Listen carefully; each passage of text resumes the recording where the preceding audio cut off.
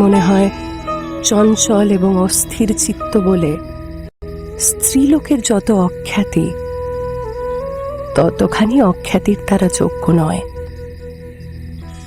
অখ্যাতি করতেও তোমরা, সুখ্যাতি করতেও তোমরা।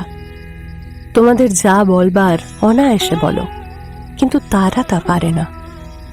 নিজের মনের কথা প্রকাশ করতে পারে না, পারলেও তা সবাই বোঝে না, কেননা বড় অস্পষ্ট হয়, তোমাদের মুখের কাছে চাপা পড়ে যায়। তারপরে অখ্যাতিটাই লোকের মুখে মুখে স্পষ্ট হয়ে ওঠে।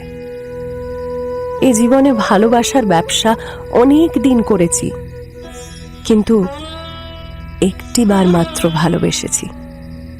সে ভালোবাসার অনেক মূল্য, অনেক শিখেছি। ভালোবাসা এক, আর রূপের মোহ আর এক। এ দুয়ে বড় গোল বাঁধে, আর পুরুষই বেশি গোল বাঁধায়।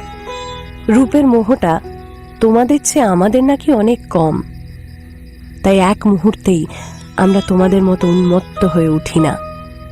তোমরা এসে যখন ভালোবাসা জানাও, কত কথায় কত ভাবে যখন প্রকাশ করো, আমরা চুপ করে থাকি।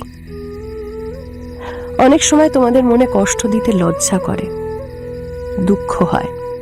মুখ দেখতেও যখন ঘৃণা বোধ হয়, তখন হয়তো লজ্জায় বলতে পারি না যে আমি তোমাকে ভালোবাসতে পারবো না।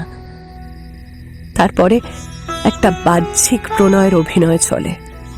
একদিন যখন তা শেষ হয়ে যায়, পুরুষ মানুষ রেগে অস্থির হয়, বলে কি বিশ্বাসঘাতক। সবাই সেই কথা শোনে, সেই কথাই বোঝে। আমরা তখনও চুপ করে থাকি, মনে কত কষ্ট হয়, কিন্তু কে তা দেখতে যায়?